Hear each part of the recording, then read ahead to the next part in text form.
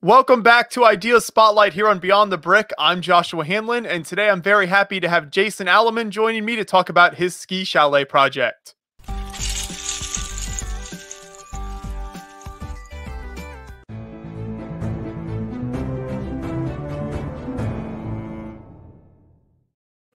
And before we launch in with Jason, big thanks as always to Clone Army Customs for helping make these live streams possible. Check out all of their fantastic Lego Star Wars products at clonearmycustoms.com. Now, Jason is someone that I'm sure many viewers are familiar with. We featured his work on Beyond the Brick many times here. He's had hands in a couple of official Lego Ideas sets now. Big presence on YouTube and all of the fantastic models that he shares over there. So, Jason, thank you so much for joining me today to chat about your latest project. Thanks for inviting me. It's pretty exciting to have a new project on the go. Yes. How long has it been since your last one? Do you try to kind of space these out to not burn yourself out, or is it just kind of when inspiration strikes and you want to put something out there? Yeah, I mean, I don't really have a planned schedule or anything. I was kind of taking it easy, taking a break from ideas for a while, just because I feel like, I mean, there's a lot of great models that have been submitted lately, and I don't want to try and look like I'm trying to push too many in there. But so it's been a while. I guess the pop-up. Well, actually, no. I guess Pursuit of Flight. I think I had some flying airplanes in there, but it got rejected. But it's been a few years since I posted that one. And then for this one, I didn't really plan to post it to Lego Ideas. It was just a case of inspiration, kind of hitting, and it becoming pretty popular. A lot of people suggested I added it. Sure, we'll give it a go.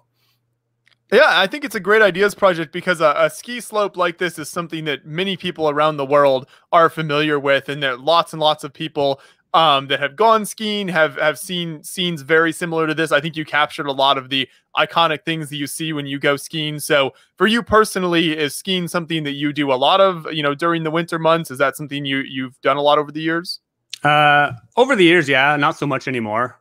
I'm getting old, so pretty downhill skiing is pretty hard on the body. I do a lot more cross country skiing these days. But yeah, I mean, I have fond memories of enjoying skiing, going for a ski, making a full day of it, and like enjoying the slopes, hanging out in the chalet with hot chocolate or beverage of choice, whatever.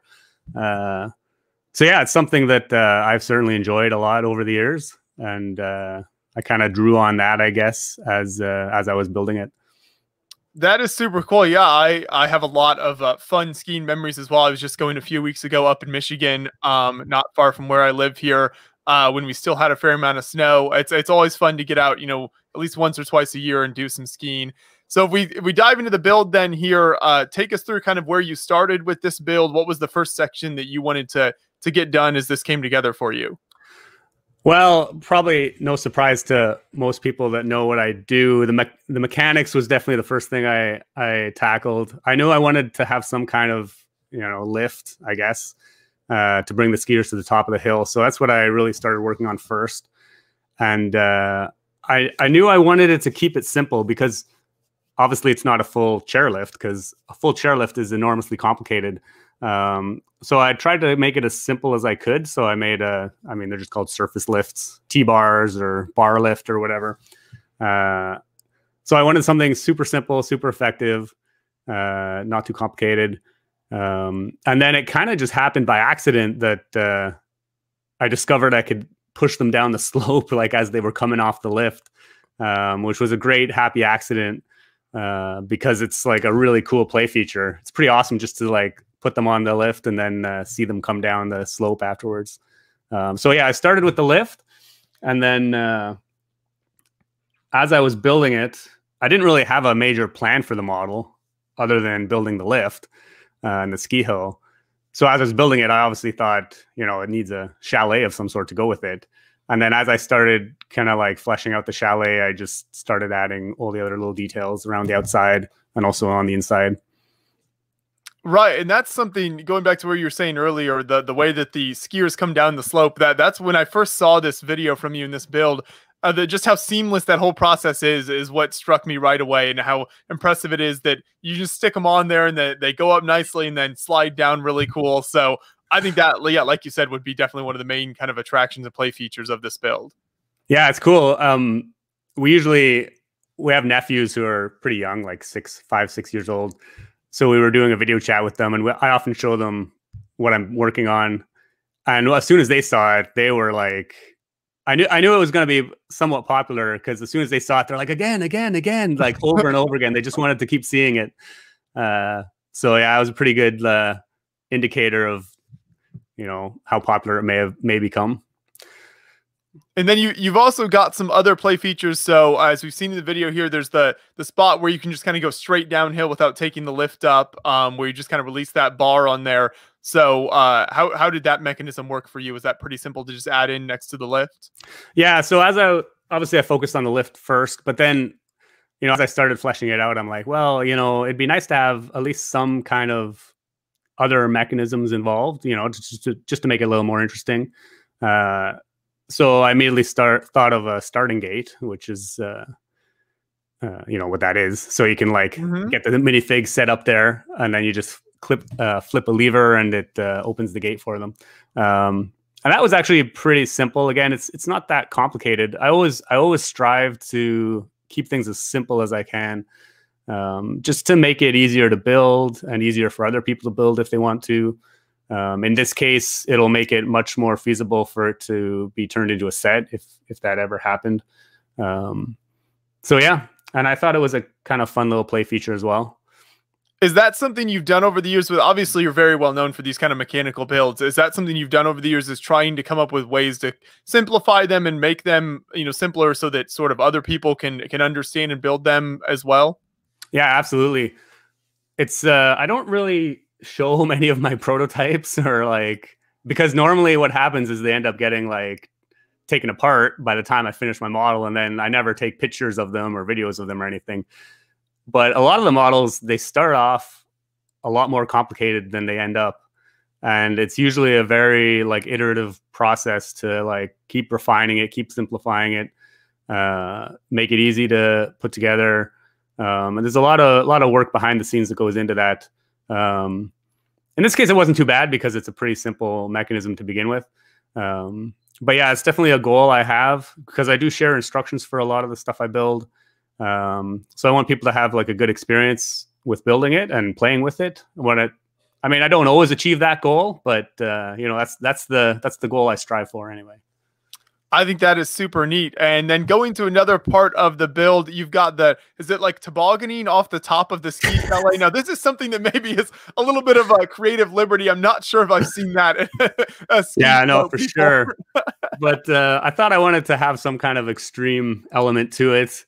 The kids are, you see it in people doing videos on YouTube and stuff. They create these ridiculous ski runs. Mostly professionals doing it, but they have these ridiculous ski runs and they go down a hill. But I've definitely seen some where they've incorporated roofs of chalets and stuff into their ski runs. So I thought it would be interesting to add it as a little play feature. And actually, I probably spent just as much time just working on that, even though it's a simple descent ramp.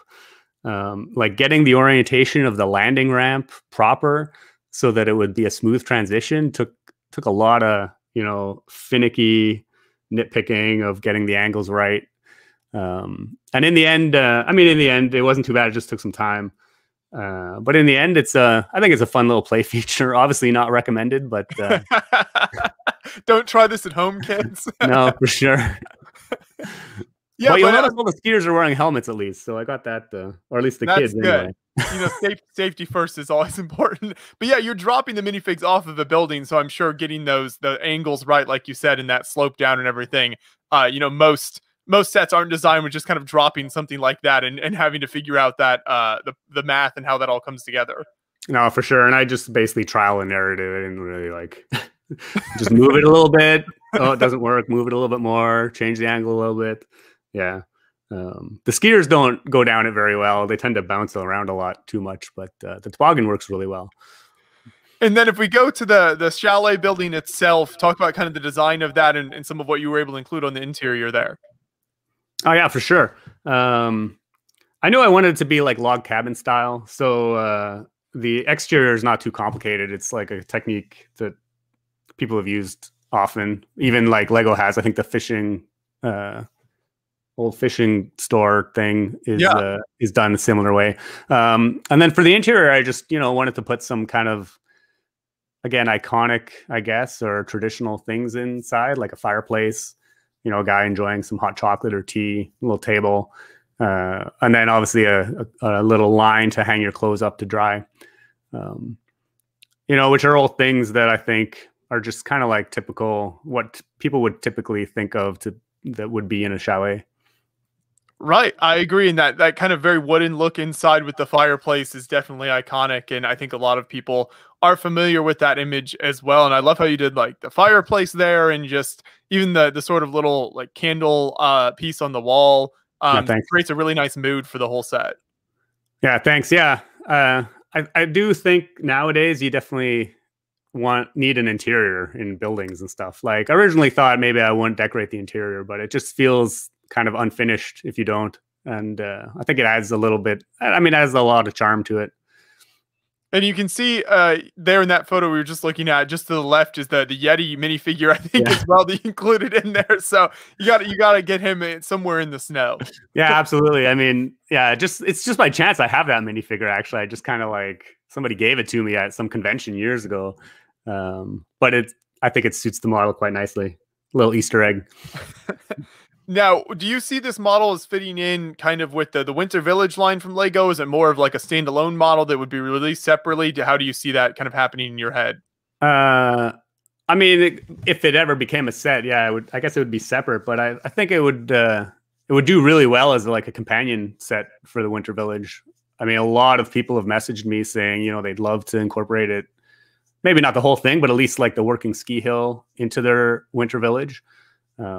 So I think it has a lot of draw from that. So yeah, I think it would make a great. I don't think Lego would ever like release it as part of a Winter Village thing, since most idea sets are done pretty independently. Right. Yeah. But no, it certainly could fit in well with those sets. A couple other details I wanted to mention here that I think are really cool is the snowmaking machine, which is kind of you can see it right here in the middle of this image, is really neat. So looks like you were able to pack kind of quite a lot of pieces into a small area there to create that machine. Yeah, yeah. Early on, I thought, oh man, like it'd be a great detail to have on the outside, and building it at minifig scale was a pretty hard challenge because it's easier to build it bigger.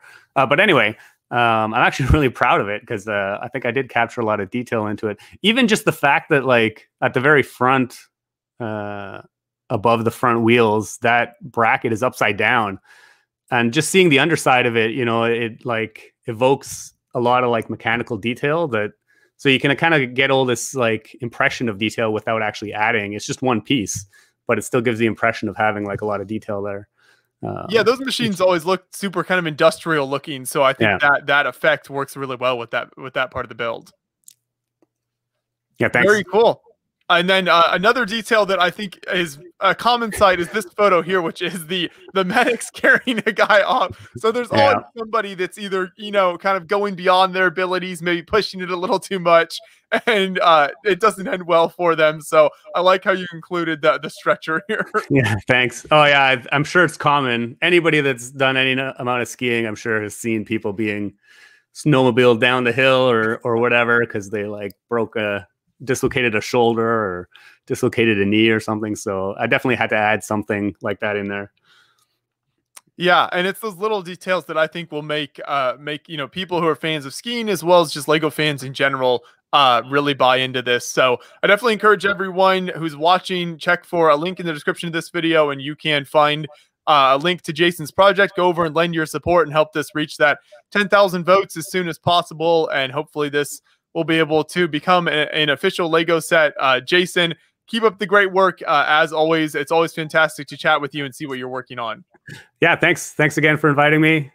It's been a pleasure. Yeah, and I hope you get a lot of fun time building in that Lego room you've got there. It's certainly a very impressive space. So I'm glad you've been able to set that up and get the best use out of it.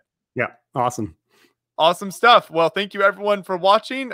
We will see you all soon.